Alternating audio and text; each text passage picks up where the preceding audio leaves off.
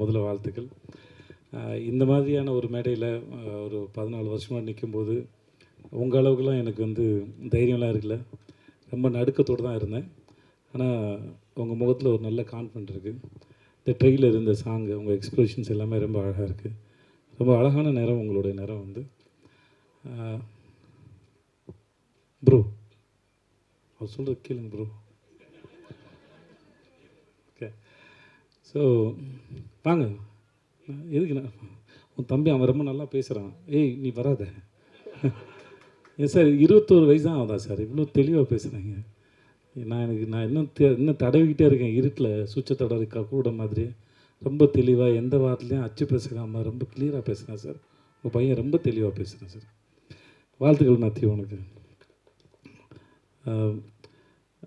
ஏகனுக்கு பார்க்குறது ரொம்ப லட்சணமாக அழகாக நம்ம ஊர் நேரம் ரொம்ப நல்லா பண்ணியிருக்கீங்க. உங்கள் எக்ஸ்ப்ரெஷன்ஸ்லாம் ரொம்ப நல்லாயிருக்கு. இருக்கடா, உங்களுக்கும் வாழ்த்துக்கள்மா. இந்த படத்தில் நடிச்சிருக்க அத்தனை பேரும் பார்க்குறது ரொம்ப அழகாக இருக்கீங்க. அந்த கதையும் ரொம்ப அழகாக இருக்குது. சீனு சாரோட எனக்கு ரொம்ப பிடிச்சது, எத்தனை முறை இந்த தேனியில் இன்னும் அவர் 100 படம் பண்ணாலும் சரி, அவரால் ஒவ்வொரு முறையும் புதுசாக ஃப்ரேம் வைக்க முடியும், புதுசாக கதை சொல்ல முடியும். அதுதான் இயக்குனர் சீனிவாசன்.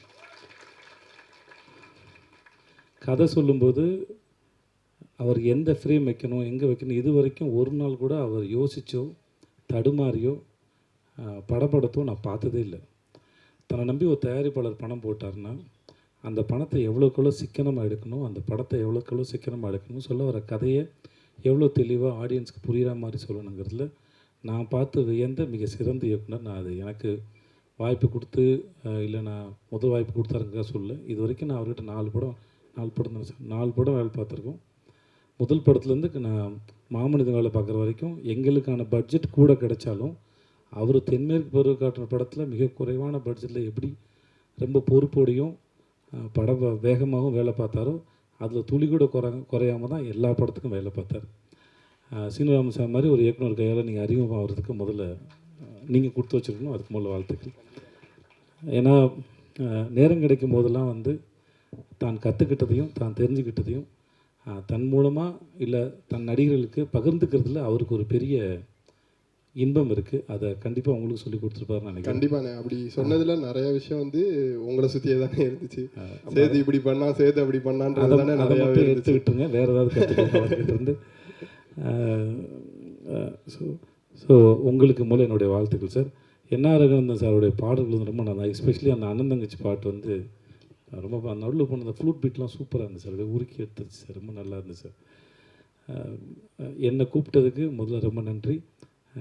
நான் இருந்த இடத்துல இது எப்படி இருக்குன்னா பாஸ்ட்டும் ப்ரெசண்ட்டும் இருக்கிற மாதிரி இருக்குது என்னோடதில்லை. ஆனால் உங்களோட ஃப்யூச்சர் வந்து என்னோட நல்லா வரட்டும், நல்லா இருங்க நீங்கள். ஸோ உங்களுக்கு சார் உங்களுக்கு நன்றி. சக்தி சினிமாஸுக்கு ரொம்ப நன்றி. நீங்கள் ஒரு படத்தை பார்த்து நீங்கள் இண்டஸ்ட்ரியில் இருக்கிற பெரிய நல்ல கிசுவே உங்களை பற்றி நீங்கள் ஒரு படத்தை ரசிச்சிட்டிங்கன்னா அந்த படம் மக்களும் ரசிப்பாங்கிறது தான். கில்லியவே ரீரிலீஸ் பண்ணி ஹிட்டு கொடுத்த மனுஷன் நீங்கள் தான் கில்லி எனக்கு தெரிஞ்ச வரைக்கும். உங்களுடைய சக்தி இந்த படத்தில் மொத்தமாக இறங்கட்டும். சக்தி ரொம்ப நன்றி உங்களுக்கு.